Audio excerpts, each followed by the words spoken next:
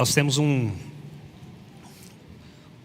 um costume de vida ou estilo de vida, não sei, mas temos algo que nos norteia, né? Nos leva para um caminho e tal. Principalmente nós na condição de pais, mães, pais, a gente tentar ver que as pessoas possam olhar em nós e ver que o nosso discurso é muito bem alinhado com aquilo que nós praticamos e fazemos no dia a dia. E eu tenho certeza que quando você encontra uma pessoa assim, que você olha ela, você olha o discurso dela e você vê que ela anda bem alinhado com o discurso dela, são pessoas de confiança, são pessoas que você não vai ter surpresas, são pessoas que estão, digamos assim, num equilíbrio emocional muito bom. E isso é muito bom ter pessoas assim ao nosso lado. Por isso que tem pessoas que você sabe o que esperar. É como se fosse assim, não, eu conheço ele, conheço o discurso dele e sei que ele não se afasta do discurso dele. Então ele não faria isso, ele não iria por ali, que eu sei quem é. E é muito bom quando a gente tem pessoas assim ao nosso lado, principalmente ainda se for dentro da nossa casa, na nossa família, porque são pessoas de extrema confiança e que realmente nunca vai nos decepcionar, e são pessoas que nós podemos saber que ele tem uma régua. Por exemplo, Davi, quando orava a Deus, e ele orava a Deus pedindo muitas coisas, pedindo não só de pedir para ele, mas de ter orientação, devo ir à guerra ou não devo ir, vou ou não vou, faço ou não faço, e Deus ia direcionando para ele. Mas quando Davi, por exemplo, estava interessada em ter uma esposa, uma mulher, ele nem orava a Deus, porque ele falava, essa aqui não adianta, Deus, conheço os princípios dele, sei o que ele pensa desse assunto, então nem adianta orar, nem adianta pedir. Você acha que adianta orar a Deus para que Ele faça algo para que Betseba seja minha esposa, porque eu gostei? Não, ela é casada, então foge dos princípios dele. Não adianta nem insistir, nem adianta eu levantar qualquer clamor aqui. Então o que eu faço? Eu não vou orar, não vou conversar, porque eu vou pedir algo para alguém que não vai me dar, porque ele tem uma linha a seguir. Então é muito bom, a despeito de qualquer coisa, quando nós encontramos pessoas que a gente sabe que o discurso dela, juntamente com as práticas dela, fica ali muito bem centrada. E aqui em 1 Reis, se você puder abrir sua Bíblia comigo, 1 Reis no capítulo 18, tem uma história aqui, mas da história eu quero pegar só a pergunta. 1 Reis capítulo 18, o verso é o 21. Diz assim: então Elias se chegou a todo o povo e disse, até quando cocheareis entre dois pensamentos? Se o Senhor é Deus, segui-o, se é Baal, segui-o. Porém o povo nada lhe respondeu. Você vê que o povo realmente estava meio em cima do muro, né? Não, então é Baal, não, então é Deus. Não, o povo não respondia isso. Mas Elias está ali com os profetas de Baal e ele está irritado porque assim, peraí, eu estou vendo que está tudo misturado. Vocês estão falando que fazem uma coisa, mas não fazem. Vocês têm um discurso, mas a prática é outra. Então vamos lá, quer seguir a Deus? Segue, ponto. E aí ele meio que não desistindo, mas para deixar o negócio bem coordenado, não quer seguir a Deus? Não segue, segue Baal, pronto. Ou seja, dá um jeito de alinhar o seu discurso, a sua fala, com aquilo que você faz no dia a dia. Para quê? Para que tudo possa ficar mais fácil, para que tudo realmente aconteça da melhor forma. E ele quando faz essa pergunta, é porque ele está falando, peraí, quem é quem? Quem é quem? A gente precisa fazer essa separação aqui, e logo em seguida ele vai fazer essa separação de uma forma, inclusive, até miraculosa. Tem um grande escritor, o Isaac Pstai, ele fala do peixe fora d'água. Ele fala assim, o peixe, quando você tira ele da água, ele está fora do ambiente dele. O peixe fora da água, ele não está no ambiente dele, não está no ambiente de discurso nem de vivência dele. O peixe fora da água vai se debater e logo vai morrer. Então ele fala assim, talvez nós não estamos em alguns ambientes que não estão alinhados com o nosso discurso, nossos princípios. A gente vai se debater e a gente vai morrer. Às vezes nós não estamos, é o que ele vai falar do peixe, nós estamos em locais, e não entenda local só por paredes, mas pode ser com pessoas que extremamente nos influenciam. Ele vai dizer assim, cuidado, porque você pode estar tendo um discurso, mas a sua prática de ir a algum lugar ou tal, pode estar numa incoerência tão grande que você vai começar a se debater. Porque o cristão incoerente espiritualmente, ele está fora do seu ambiente de vida. Está fora do seu ambiente de vida. Então, assim, não, eu sou cristão, eu sigo os princípios de Jesus, eu sigo os evangelhos, eu sigo o que está escrito na Bíblia, mas aí você se depara em alguma situação que não tem nada a ver com os princípios que você fala, os princípios que você tem no coração. Bem, essa é uma incoerência que vai fazer alguns de nós nos debatermos e não continuarmos a viver espiritualmente saudável. Por isso tem hora que a cabeça buga um pouco. Não sei o que está acontecendo. Sempre tive num ambiente de igreja, sempre tive lendo a Bíblia, sempre orei, mas parece que eu estou tendo uma crise existencial. Eu não sei mais como crer assim. Por quê? Porque nós temos um discurso, ou pelo menos nos propomos a viver esse discurso, mas vira e mexe a gente está igual um peixe saindo da água e a gente se debate, porque não é o nosso ambiente de discurso. E isso vai fazendo mal para a gente. Isso vai prejudicando a gente, tanto espiritualmente quanto as coisas que a gente passa lá fora. Por exemplo, se você for abrir a Bíblia, não precisa abrir, mas você deve conhecer, em Apocalipse 3, o próprio Jesus falou assim: espera aí, vocês não estão quente nem frio, vocês estão morno. E é como se ele falasse assim: eu não sei o que fazer com vocês que têm um discurso de um jeito e a prática de outro. Vocês estão morno. E Jesus vai usar aqui uma expressão que assim, ela é forte, ela mexe com a gente, que ele fala assim: me dá náuseas, me dá vontade de vomitar, porque eu estou vendo o discurso que vocês estão fazendo, mas no dia a dia, na prática, não é nada disso. E eu fico imaginando a situação de Jesus, o seguinte discurso nosso ainda: eu estou vendo você propagar para as pessoas que você me segue, eu estou vendo você falar para as pessoas que você tem princípios, que você me ama. Eu estou vendo você convidar alguns amigos para entrar no seu estilo de vida, dos princípios que você tem lá na igreja. Eu estou vendo todo esse discurso. Mas na prática, a hora que você está sozinho ou em alguns ambientes ou com algumas pessoas, não é isso que sai de você. É como se ele falasse assim: cara, está me dando náuseas quando você tem esse comportamento. A minha vontade é dar nojo. Eu estou com vontade de vomitar, porque eu estou ao seu lado o tempo todo. E aí você é uma coisa aqui e outra coisa ali. E isso não me agrada. E eu fico imaginando Jesus falando isso, porque no nosso contexto ainda, é como se ele falasse assim: e você ainda está usando o meu nome para isso. Você usa o meu nome para encantar algumas pessoas aqui, e você ali que usou o meu nome, faz com pessoas aqui o que eu nunca faria. Você fala de um jeito que eu nunca falaria.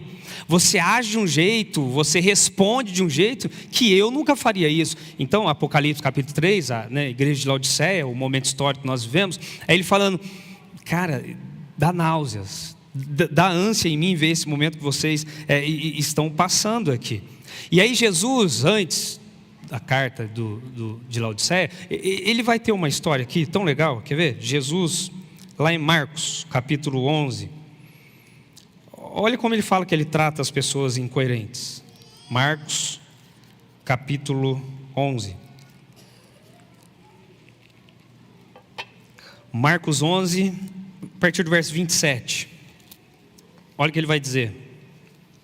Então, diz aqui, Marcos 11, 27. Então regressaram para Jerusalém, e andando ele pelo templo, vieram ao seu encontro os principais sacerdotes, os escribas e os anciãos, e lhe perguntaram: com que autoridade o senhor faz essas coisas aí? Ou quem te deu autoridade para fazer? Jesus lhes respondeu: eu vos farei uma pergunta, tá? Se vocês me responder, eu vos direi com que autoridade faço essas coisas. Verso 30. O batismo de João era do céu ou dos homens? Responde. E eles discordaram entre si. Se dissermos que é do céu, ele dirá: então por que não acreditaste nele? Se porém dissermos que é dos homens, é de temer o povo, porque todos consideravam a João como profeta. Então responderam a Jesus: nós não sabemos. E Jesus, por sua vez, lhes disse: nem eu tampouco vos digo com que autoridade faço essas coisas. Sabe aquela discussão de birrinha? Jesus chega ali, os caras ali com ele e tal, e aí eles falam: peraí, Jesus, com que autoridade você faz isso? Vocês querem saber mesmo com que autoridade eu faço? Tá bom, vou fazer uma pergunta para vocês, aí vocês me respondem. Depois de me responder, aí eu respondo a minha, beleza? Beleza. O batismo de João era do céu ou não? Aí pegou eles. Se a gente falar que o batismo é do céu, vai ficar feio para nós, porque se a gente fala que é do céu, por que a gente não acredita nele? Vai ficar feio. E se a gente falar que é dos homens, o povo vai pegar a birra da gente, porque o povo gosta de João. O que a gente faz? Fica em cima do muro. Fala que não sabe e vai ver que ele orienta. Ó, Jesus, não sabemos. Reunimos aqui e tal. Não sabemos se é do céu, de Deus ou é dos homens. Aí Jesus fala assim: ah, vocês não sabem? Tá bom. Tipo assim, sei que vocês sabem. Vocês não têm coragem de responder? Então também não vou responder a minha pergunta. O que Jesus está mostrando aqui na história? Eu não consigo ter diálogo com quem é incoerente. Vocês estão sendo muito incoerentes. Vocês têm um estilo de vida, vocês têm um discurso, vocês falam, pregam, ensinam coisas. E a hora que eu pergunto para vocês, vocês fogem assim. Não. Vocês são muito incoerentes. E com pessoas incoerentes eu tenho dificuldade de dialogar. Eu ia responder a pergunta de vocês, mas eu tenho dificuldade de falar com vocês desse jeito, porque com pessoas incoerentes é difícil ter diálogo, porque você não sabe exatamente onde ela está firmada, porque hoje ela fala A, amanhã ela fala B, depois ela fala C, e é Jesus falando assim: qual o meu nível de confiança em você? O que você acha que Jesus está falando para a Laodiceia aqui? Qual o meu nível de confiança em vocês? Imagina ele falando para Pedro: olha o meu nível de confiança em Pedro. Pedro lá toda hora assim: Pedro, cuidado com esse discurso, Pedro. Eu estou percebendo que isso aí não vai dar certo. Pedro, cuidado com esse discurso. Então é Jesus falando assim: está difícil ter diálogo contigo. Está difícil a gente conversar abertamente, como eu sei que você gostaria de conversar comigo. Porque você tem um discurso, mas você faz outra coisa, fala outra coisa, é de outro jeito. Por exemplo, lembra da oração do Pai Nosso? Quando a gente ora o Pai Nosso é algo assim muito especial. A oração do Pai Nosso é uma oração, uma oração modelo de coisas que tem ali, frases que nos lembram de todas as outras coisas quando nós oramos. Mas a oração do Pai Nosso mesmo fala assim: perdoai as nossas dívidas, assim como nós perdoamos os nossos devedores. E é Jesus falando assim: gostei desse discurso. Ótimo discurso, vou perdoar vocês, porque vocês também estão perdoando. Você percebe que quando a gente ora a Deus, é como se a gente falasse assim: perdoai as nossas dívidas, assim como nós perdoamos os nossos devedores. Ou, perdoe as nossas ofensas, assim como nós temos perdoados aqueles que têm nos ofendidos. Não é dívida material, todo tipo de dívida. Quando a gente ora o Pai Nosso, a gente já está falando para Deus que a gente já perdoou, que a gente já resolveu, que já está tudo certo. Aí a gente fala: Senhor, assim como eu deixei tudo certo com aquela pessoa que tinha uma dívida comigo, ela me ofendeu, ela me traiu, ela fez algo, eu também venho aqui te pedir, porque eu vi como essa pessoa ficou feliz ao receber esse perdão, então eu também quero ter essa alegria ao receber o perdão que vem do Senhor. Agora, quando a gente ora o Pai Nosso e fala: perdoai as nossas dívidas, assim como nós perdoamos os nossos devedores, ou perdoai as nossas ofensas, assim como nós perdoamos aquele que tem nos ofendidos, é Deus falando assim: cara, não dá. Na oração você vai falar isso mesmo. Na oração do Pai Nosso você tem coragem de falar essas palavras. Mas por que, Deus? Por quê? Porque você não está perdoando. Você não está fazendo o bem com o próximo, que é o bem que você quer que eu faça com você. Nessa incoerência não dá para ter diálogo. E aí você imagina Jesus falando assim: ei, você esqueceu que eu sei tudo de você? Você esqueceu que eu ando com você em todos os momentos? Você esqueceu que eu sei todas as palavras que você fala, eu ouço? Você esqueceu que eu conheço os seus pensamentos? É sério que para mim você vai vir com esse discurso? Não dá, fica difícil a gente dialogar, fica difícil conversar com você quando você tem um discurso, mas faz outra coisa. E é como se Jesus falasse assim, né? Eu estou no lugar assim de Jesus, tentando imaginar um Jesus até meio um pouco mais bravo e falar: poxa, toda vez é isso.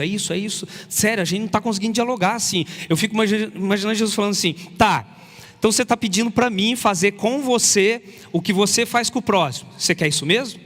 Que olha que eu faço, hein? Porque o que você está fazendo com o próximo é o quê? Magoando, tratando mal, não está perdoando, você está fingindo que ele existe, está passando por cima. É isso mesmo que é o que você está orando? Faz comigo, ó Pai, conforme eu fiz com o próximo. É isso mesmo que você quer? Olha lá, hein?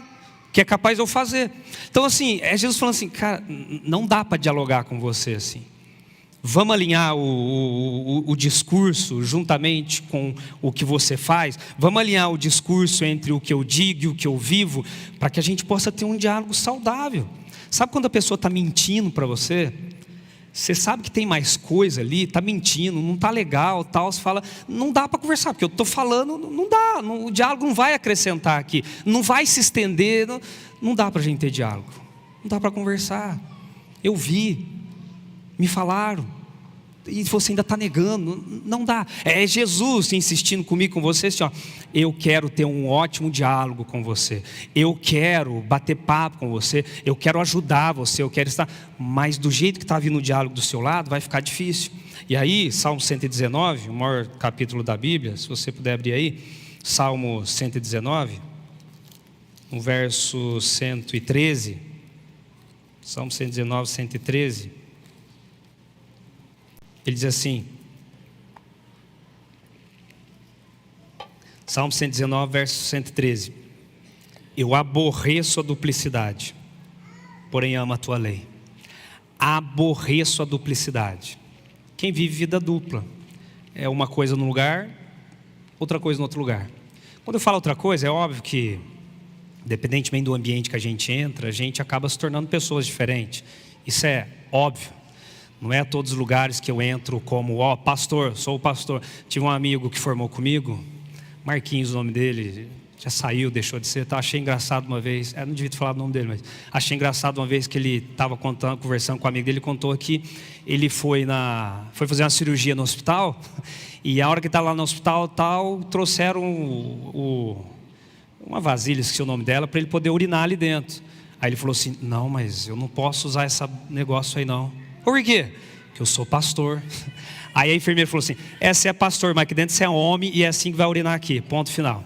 Então assim, não dá para falar assim, mas só porque você é pastor você não pode fazer isso. Você é um homem antes de ser pastor. E aqui é outra, aqui não é a sua igreja, aqui não é onde você tem que se performar como santo. Aqui é um hospital e é assim que vai funcionar. Então assim, lógico que tem ambientes que a gente chega diferente, né? Pessoas diferentes. Aqui eu mando, bem, nesse ambiente eu obedeço. Bem, aqui eu sou quase que insignificante, mas estou aqui se precisarem e tal. A gente entende o nosso lugar nos ambientes que a gente está. Aqui eu não tenho fala, aqui eu vou falar o quê aqui e tal.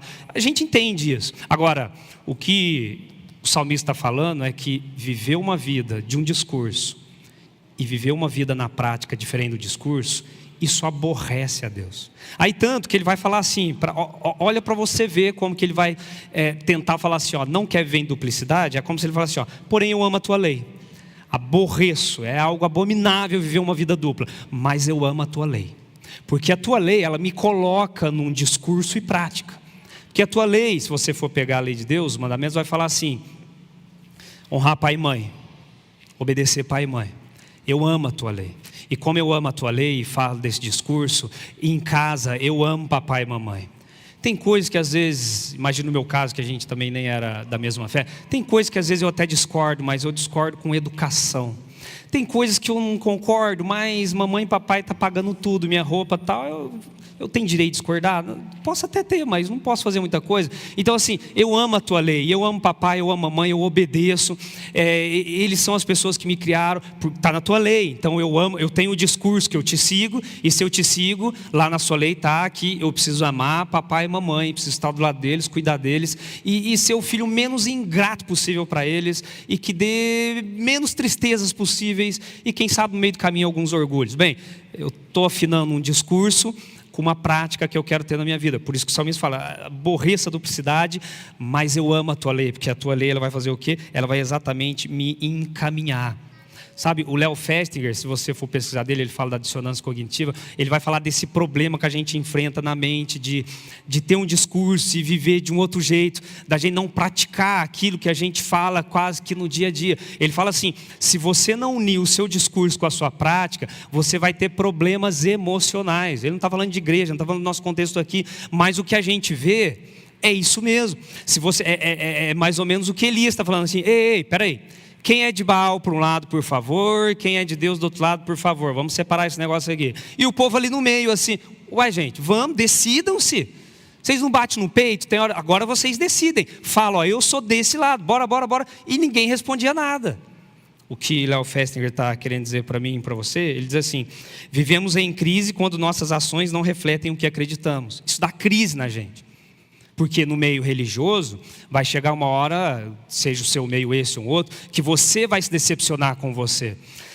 Cara, o que eu acabei de fazer não condiz com o meu discurso. Cara, e no nosso meio ainda, que a gente tem que ser sal da terra, luz do mundo, em que nós, lembre-se disso, nós nos colocamos de espelho para os outros, em que nós nos colocamos como padrão para os outros, Isso dá uma bugada na cabeça da gente. Quando você se decepciona, você fala, não é por esse caminho que eu devia ter ido. O meu discurso, o que eu creio, o que eu leio, o que eu aprendi, o que eu ensino, o que eu professo, estou decepcionado comigo mesmo, porque esse não era o caminho.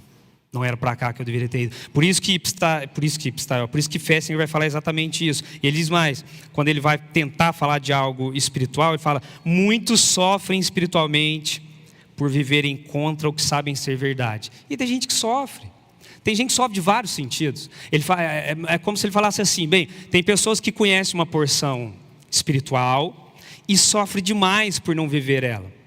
E tem aqueles que sofrem pelos acidentes da vida.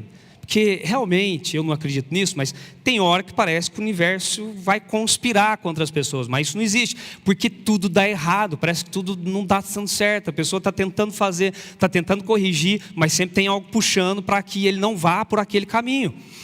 Vamos chamar esse universo que eu estou falando de o inimigo, o mal, que não, você não vai para esse caminho bom. E agora nós, aqui, sei lá, aqui nós tínhamos 10 anjos do mal te perturbando, preciso de reforço aqui, porque ele achou o caminho bom, e não podemos deixar ele para lá. Aí sim, o universo, digamos assim, do mal, conspirando contra. Mas espiritualmente falando, a gente tem pessoas que sofrem pelas estruturas de vida, pelas demandas de vida, e fala, eu quero fazer. Lembra de Paulo? Mas eu não consigo, o bem que eu quero eu não estou conseguindo. Olha Paulo, eu tenho um discurso, eu sei para que lado é ele, mas eu não estou conseguindo. Aí você tem essas pessoas que são dignas de orações, de amor, de acolhimento, porque estão lutando. Aí você tem outras pessoas, talvez são as que você mais conheça, que conhecem uma verdade, conhecem os princípios e não conseguem viver, têm suas tristezas e viram pessoas críticas, amargas, pessoas que levantam um padrão tão alto quanto elas nem mesmo podem alcançar. São pessoas que fazem de alguns ambientes um lugar que não é um ambiente saudável. Sabe por quê? Porque ela está enfrentando um problema em seguir aquilo que ela mesma se propôs a seguir. Porque se você for pensar, nós como cristãos, não estou falando nem de nós adventistas, eu entendo que se você está aqui dentro, você tem uma linha cristã, acredita em Deus. Nós nos colocamos à disposição de servir e seguir a Deus. Nós nos colocamos. Então a gente tem esse peso, eu tenho que andar na linha, tem uma linha que tem que ser trilhada, porque eu busquei esse caminho, eu sei que isso vai me fazer bem. E quando a gente se coloca nisso e não consegue andar nesse caminho, o que Festinger vai dizer é que isso dá uma bugada na cabeça da gente. A gente se entristece, a gente tem nossas crises existenciais e crise que vai tendo por aí afora. Romanos, se não me engano, no capítulo 1, vai falar que o nosso discurso alinhado com a nossa prática vai ter dois grandes auxiliares de fé que ele fala, que é o estudo da Bíblia e muita oração. E isso é o que vai fazer você juntar o discurso que você tem de vida, e nós temos nosso discurso, com a prática que você tem de vida. Porque senão, na hora que você menos perceber, você vai falar assim, cara, é tudo incoerente. A vida é uma incoerência. É Salomão desabafando assim, cara, vaidade das vaidades. Vazio, o cara que alcançou tudo. Vazio dos vazios, isso aqui é tudo vazio.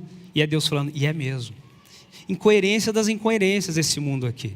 Você volta num político que ele tinha um plano, ele é reeleito, ele está se lixando para o seu plano. Uma baita incoerência. Bem, usam-se de artimanhas para nos convencer de alguma coisa. Mas quem diz que nós também não usamos isso com pessoas?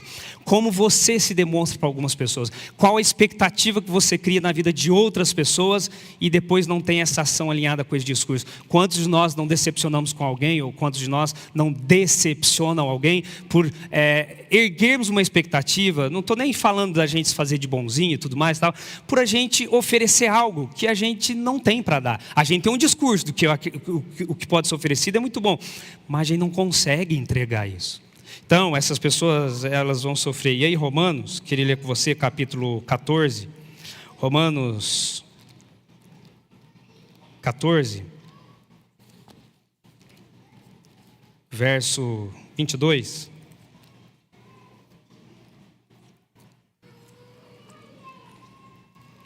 Romanos 14, 22 diz assim: a fé que tens, tem-na para ti mesmo perante Deus. Bem-aventurado ou feliz é aquele que não se condena naquilo que aprova. Cara, ele é da linha. Feliz mesmo é aquele cara que não se condena naquilo que aprova. Ou seja, feliz mesmo, vive bem, é aquela pessoa que tem os seus princípios e vive dentro deles. Essa pessoa é feliz. Ela não se condena, ela não se decepciona. Bem, ela tem um norte de vida. Meu norte é esse. E assim, falar o que Festinger fala, Festinger não está preocupado com religião, tá? O que ele está falando é assim, não sei qual é o seu norte, mas você tem que ter um. Você pegou esse um e anda direitinho nele, emocionalmente você vai estar muito bem. E você, conforme Romanos diz, vai viver feliz. Lógico que Romanos está falando, tem um norte ideal, tá? Não é que você sai por aí pegando qualquer norte, não. O que Festinger vai falar, você tem um norte ideal, tem um ideal aqui para você. Mas quem consegue fazer isso, vive bem. Você acha que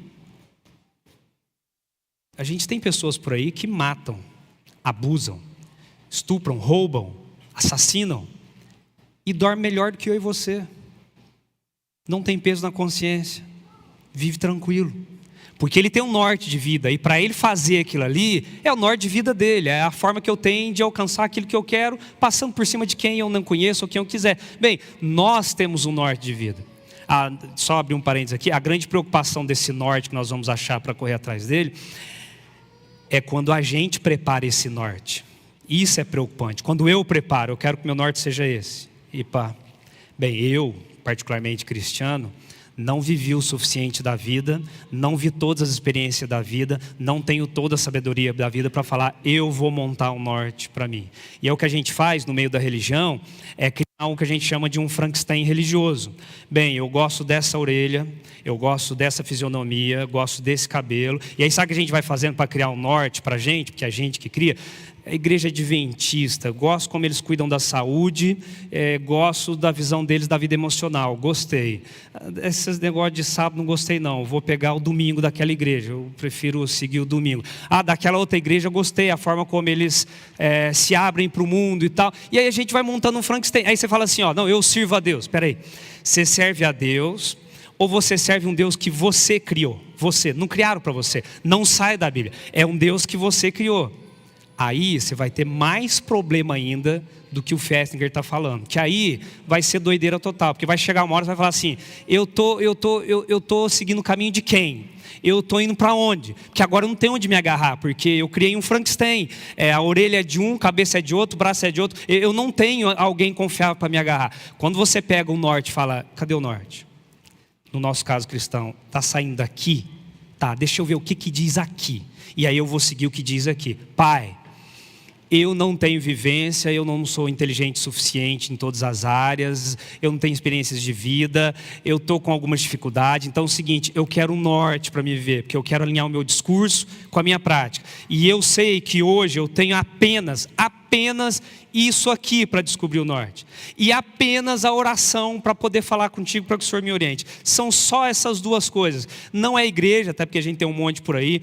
Não são pessoas que às vezes eu vou decepcionar ou vou me decepcionar. Mas eu tenho a oração e a Bíblia. Então, Senhor, eu estou orando e agora eu vou abrir a Tua palavra.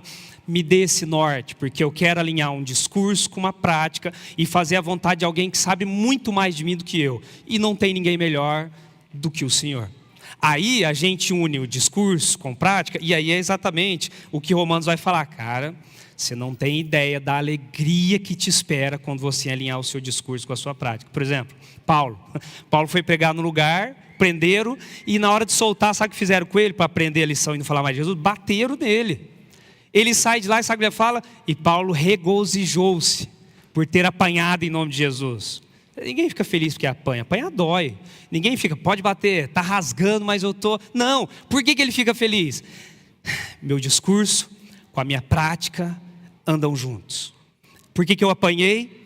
Porque eu preguei de Jesus. Por quê? Porque esse é meu princípio, esse é meu discurso, falar de Jesus. E eu não fugi de falar de Jesus. Por isso que me bateram. Ou seja, a minha prática está exatamente alinhada com o meu discurso. Me lembro do Zé Bates. Zé Bates, ele conta uma história, tem uma biografia dele, conta uma história que ele foi pregar para o sul dos Estados Unidos para falar a mensagem do sábado. Levou a mensagem do sábado e tal. E onde ele ia dava muita confusão, mensagem nova e tal. Até que um dia ele falou que ele estava em cima de uma ponte e começou a orar assim para Deus. Deus, eu acho que eu estou fora dos teus caminhos. Me ajuda, sabe por quê? Me dê um sinal de que eu ainda estou fazendo o que é certo. Porque eu andei pregando por aí tudo e ninguém fez pergunta, ninguém me expulsou de fazenda, ninguém fez nada. Parece... Aí ele fala que no meio da oração, sente uma pedra tacada nele. Ele olha para trás e fala, para de orar aí, ô seu crente burro. Aí ele falou, Deus, obrigado por esse sinal. Ou seja, ainda estou incomodando com a mensagem. Opa, discurso, prática, ainda estão unidos. Então assim, essa é a nossa dificuldade como pessoas, fora da religião, fora disso aqui. Tá? Fora de Bíblia, tal, viver lá fora. Eu sou duas pessoas, eu falo uma coisa, faço outra, como vão confiar em mim? Que nível de credibilidade eu tenho? Tem confiança nas palavras que saem de mim, nos atos que saem de mim? Que se não tem, como que eu vivo? Dentro de igreja, bem, o meu discurso está alinhado exatamente com aquilo que eu estou falando aqui? E aí, 1 Coríntios, um pouquinho para frente aí, capítulo 10. Amo esse verso, 23. Capítulo 10, verso 23 diz assim: todas as coisas são lícitas, mas nem todas convêm. Todas são lícitas, mas nem todas edificam. Cara, isso aqui é espetacular. Porque se você for ler direitinho, Paulo está falando assim, ei, sabe o que você pode fazer? Tudo. Tudo. Está à sua disposição? Você tem dinheiro para pagar? Você tem influência para fazer? Você tem como chegar lá? Você pode fazer, não tem nada te impedindo, mas nem tudo te convém. E eu acho engraçado, eu acho legal quando ele termina falando assim, ó, todas as coisas são lícitas, mas nem todas edificam. Porque quando a gente entra no recinto religião, igreja, isso, a gente fica muito preocupado com pode, não pode. Tá, eu vou para aquela igreja, mas o que não pode lá? Porque senão eu nem vou. O que não pode lá? Lá não pode jogar bola? Então não vou, porque eu gosto de bola. Então arruma uma igreja que pode jogar bola. Aí a gente vai para essa igreja aí. Porque a gente fica nesse pode ou não pode, pode ou não pode. O que Paulo está falando aqui, ele está falando assim, ei, sério que você está pautando o seu relacionamento com Deus nesse negócio de pode ou não pode? Sério que a sua preocupação está nisso de fazer ou não fazer? Porque o que Paulo está falando aqui é o seguinte, o que você tinha que pensar é o seguinte, isso agrada a Deus? Não é pode, não pode. Isso agrada a Deus? Isso me edifica perante Deus? Não. Então, para que fazer? Tá, mas tem nada de errado fazer. Tá, mas não edifica. Vou gastar energia numa coisa que não edifica, então melhor não fazer. Não é pode, não pode. A questão é, isso aqui me edifica, isso aqui me leva para perto de Deus? Se não leva, cara, eu tenho coisas tão mais especiais para preocupar perto do meu Deus, que eu acho que eu não vou me preocupar com isso. E a gente fica preso nesse mundo. Pode? Não, não pode, pode, não pode. E eu como pastor, às vezes recebo ligações. Pastor, é que eu vou ter uma festa, tal, posso? Pastor, é porque vai ter um negócio lá, tal, posso? E a gente vê frisado na cabeça assim, parece que não é Deus que te levou para uma igreja que cuida de você. Parece que a gente acreditou em Deus e foi para uma igreja que manda em Deus, manda em mim e manda em tudo. A gente inverte esses valores, que são bons valores, igreja é um bom valor, mas a gente joga isso muito lá para cima, deixa Deus embaixo. Então, não é pode, não pode, minha preocupação maior não é essa, se devo ou não devo. Isso aqui agrada a Deus? A mim me agrada. Eu ir lá e fazer isso vai me agradar, mas me edifica, agrada a Deus? Não. Então hoje eu não vou me agradar com isso, porque isso não vai agradar aquele a quem eu realmente tanto amo. Se você, Mateus capítulo 12, verso 22, conta uma história interessante, nem vou ler por causa do tempo. Jesus está dizendo assim, ei, você sabia que até o reino demoníaco é coerente? Você sabia que até neles tem uma organização fundamental para que tudo aconteça?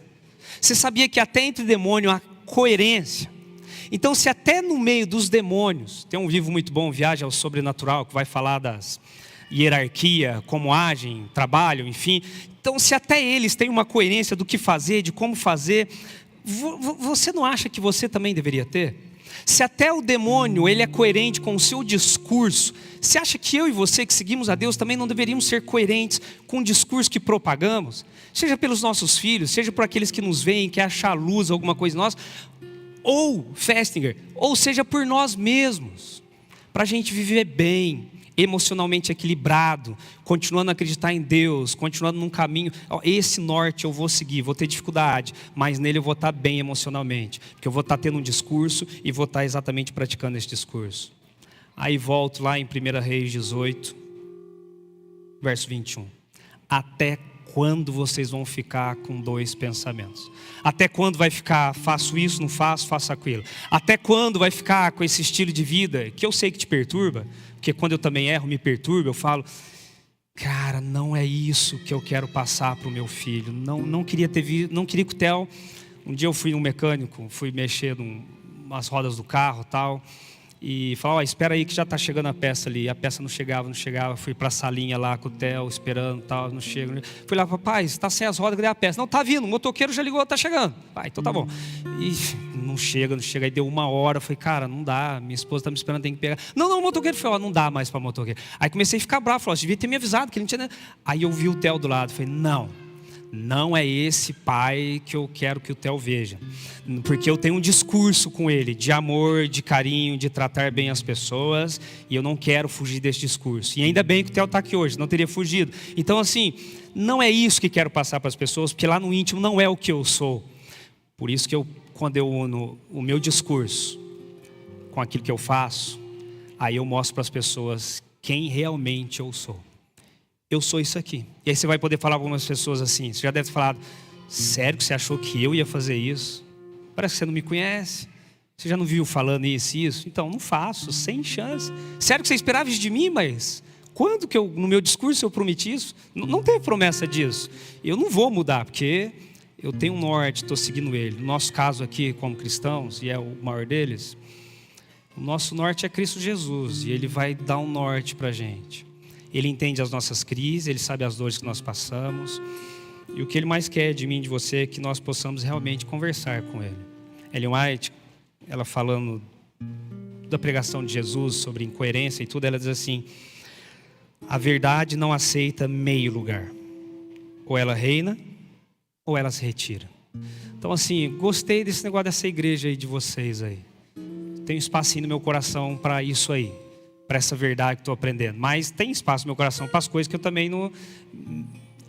O coração do cristão, ele não aceita uma parte da verdade. Ou ela entra, ou ela se retira. Não tem como fazer as duas coisas. Então assim, como cristãos, o convite que eu faço a você é que você chegue mais perto de Jesus. Converse com Jesus e fala, Senhor, eu estou sendo uma decepção talvez para a minha família, para o meu trabalho, na minha escola, na minha comunidade, porque tem hora que eles esperam algo de mim, porque faz parte do meu discurso. Eu levantei a expectativa, eu mostrei que seria, eu faria assim, só que tem hora que o meu discurso com os meus atos não se casam. Me desculpe falar aqui, mas não é à toa que nós vemos tantos nossos filhos abandonando o Deus do qual nós servimos. Eles nos conhecem bem demais e eles são capazes de ver a hora que o nosso discurso está alinhado com a nossa prática. Eles são capazes de ver se somos 2 ou 3 pessoas ou se somos aquela pessoa que está ensinando realmente o caminho que eu devo ir. Então, o que Jesus espera de você hoje é converse comigo. Vamos ter um diálogo, mas sem incoerência. Porque se tiver incoerência, cara, aí não dá pra gente conversar. Se não tiver sinceridade, se você não falar a verdade, porque eu já sei. Se não tiver coerência, não tem diálogo. Aí eu não consigo te ajudar. Mas chega aqui mais perto de mim, vamos conversar e eu vou te ajudar a alinhar o seu discurso com a sua prática. Eu não tenho discurso, eu não tenho nem... você não tem? Eu tenho um pronto, preparado para você e para todos. Eu preparei um discurso para todos. E aqui tem algumas adaptações de pessoas, estudo familiar. Vem para cá, vem comigo, chega mais perto, que eu vou conversar com você, vou dar um discurso lindo para você viver, mediante uma prática da qual eu desejo que você aceite, e aí sua vida emocional vai ficar bem. Você pensou igual Paulo? Paulo apanhou e ficou feliz, por quê? Discurso, prática, está alinhado. Imagina um dia você sofrer uma injustiça, uma traição e falar, dói, mas eu estou bem emocionalmente. Mas como que você está bem depois de uma traição? Porque eu tenho princípios, e o meu princípio, o meu discurso, com a minha prática, estão juntas. Isso me mantém bem emocionalmente em Cristo Jesus. Vamos louvar a Deus, que Deus nos abençoe a estar cada vez mais perto dEle, e fazer dele realmente esse que vai nos ajudar a unir o nosso discurso com a nossa prática. Lembre, meias verdades, elas não entram. Ou elas entram total, ou elas se retiram.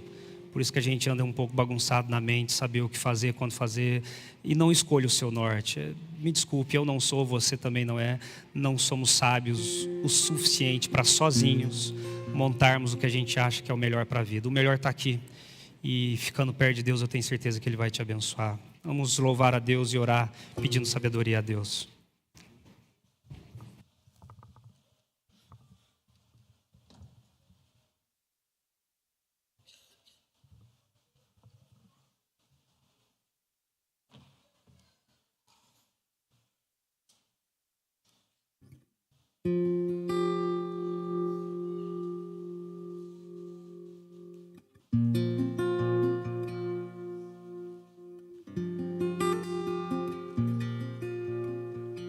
Louvemos juntos.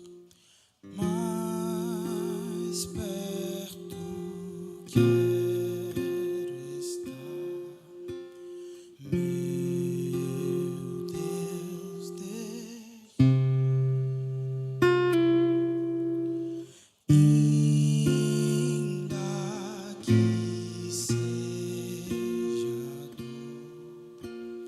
que me una a ti.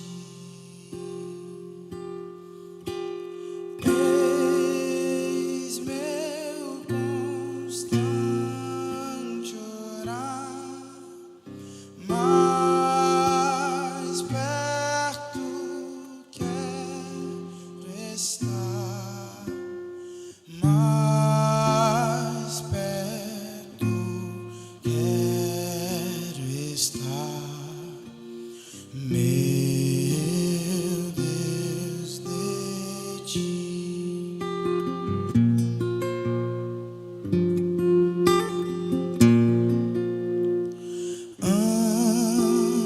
Andando triste aqui na solidão,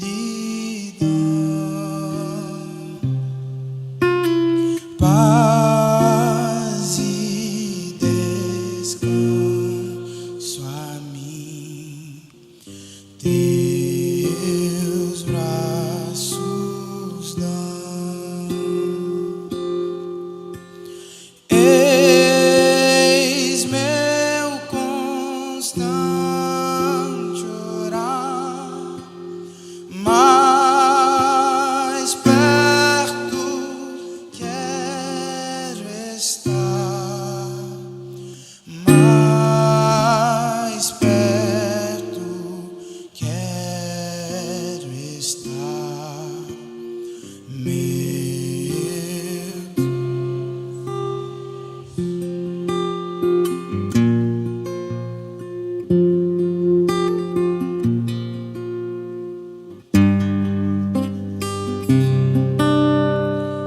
Minha alma cantará a ti, Senhor, cheia de gratidão por teu amor.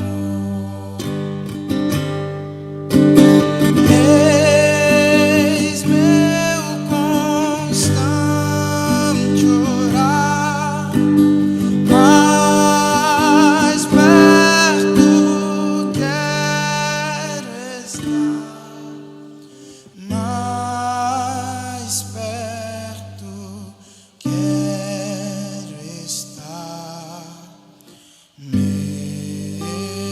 Deus.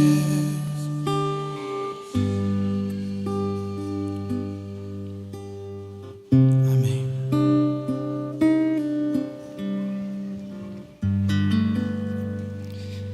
Oremos. Pai, a gente quer ficar cada dia mais perto de Ti, porque o Senhor nos conhece, o Senhor nos criou, o Senhor sabe tudo que passamos, sabe as dores que temos, os traumas que já enfrentamos. O Senhor sabe a casa onde fomos criados, o Senhor sabe como fomos criados. O Senhor sabe os nossos dons, talentos, sabe no que nós vamos dar certo, sabe aquilo que aqui no mundo nós não daremos certo. O Senhor sabe tudo de nós. Por isso que a gente quer andar nos teus caminhos, porque a gente quer sofrer menos e a gente quer fazer a tua vontade. E andando nos teus caminhos, ó Pai, pegando esse norte para a nossa vida que vem de ti, mesmo que aconteça algumas violências desse mundo, nós ainda vamos estar bem em ti, ó Pai, porque o nosso discurso e a nossa prática vai estar alinhado. Então nos ajude nesse processo que não é fácil. Nos ajude nesse processo, ó Pai, de que a gente sabe que vai trazer um bem emocional melhor para a nossa vida. Nos ajude nesse processo que vai nos fazer sermos verdadeiros cristãos. Para que a gente não tenha que ficar escutando toda hora uma vozinha como a de Elias falando: ei, olha onde você está. Você é de Deus ou não é de Deus? Você é de Deus ou do inimigo de Deus? Decida-se. A gente não quer ficar ouvindo isso toda hora e muito menos causar enjoo naquele que tanto fez por nós, que é o teu Filho Jesus. Por causa do nosso estilo de vida. E às vezes não é nem nosso estilo, é por causa do nosso posicionamento de vida. Então nos ajude, ó Pai, nos abençoe, porque queremos só dar alegria para aquele que tanto nos amou. Então coordene os nossos passos, que possamos dentro da tua palavra e com oração, que é algo que precisamos, somente isso, oração e a tua palavra, possamos encontrar esse caminho do qual nós iremos seguir, alinhar discurso com prática e aí fazer a tua vontade, esperando Jesus voltar para compreendermos todas as outras coisas. Então cuida de nós, por favor, ó Pai, é o nosso pedido e já agradecimento em nome de Jesus. Amém, amém.